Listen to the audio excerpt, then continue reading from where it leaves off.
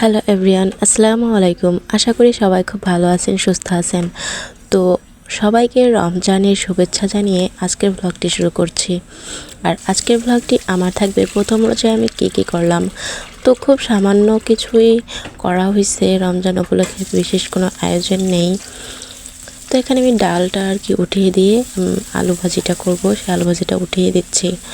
আর এভাবে আলু ভাজিটা আসলে আমার বরের খুব পছন্দ, যার জন্য এই ভাজিটা করা। প্রথমে ভাবা হয়েছিল ডিম মশলা দিব, কিন্তু না, এভাবে আলু ভাজি করে মাঝখানে ডিম দিয়ে ভেজে নিলে এটার স্বাদ অন্যরকম লাগে, যেটা আমাদের মনে হয়। তো এইভাবে আলু ভাজিটা করে নিচ্ছি। তবে আমি আপনাদের বলবো, এভাবে আপনারা চাইলে একবার আলু ভাজি করে খেয়ে দেখতে পারেন, আসলে এটা মজার। আশা করি ভালো লাগবে খেতে। তো যাই হোক, আলু ভাজিটা করে এখানে দেখতেছি পাশে আলু ভাজিটা পুড়ে যেতে পারে, যার জন্য ভাজিগুলো আলাদা করে উঠিয়ে রাখছি।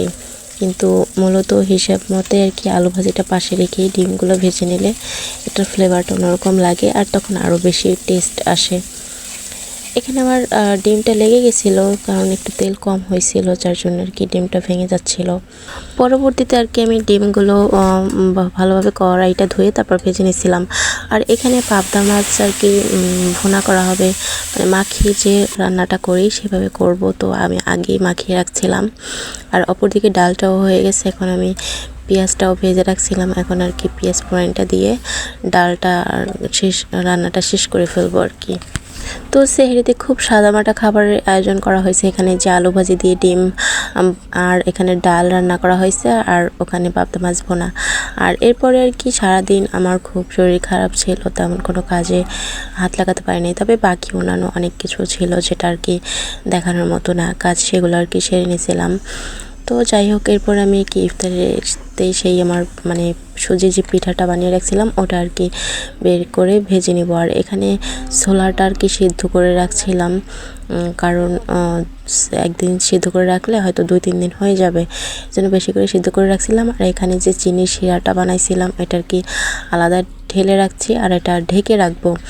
ঢেকে রাখার কারণ এটা হালকা ও কুসুম গরম থাকা লাগবে। তো ওদিকে পিঠাটা ভাজতে ভাজতে যাতে এটা ঠান্ডা না হয়ে যায়, যার জন্য ঢেকে রাখলাম। আর এখানে ফ্রিজ থেকে পিঠাগুলো বের করে নিলাম, আর এখন তেলের মধ্যে দিয়ে ভেজে নেব। তো এই ভাজাটা করতে হবে একটু ভালোভাবে লাল লাল করে ভেজে নিতে হবে। আর এরপর আমি এই পিঠাগুলো চিনি শিরার মধ্যে দিয়ে ভালোভাবে ভিজিয়ে রাখবো, এতে একদম পিঠাটা সফট আর তুলতুলে হয়ে যাবে।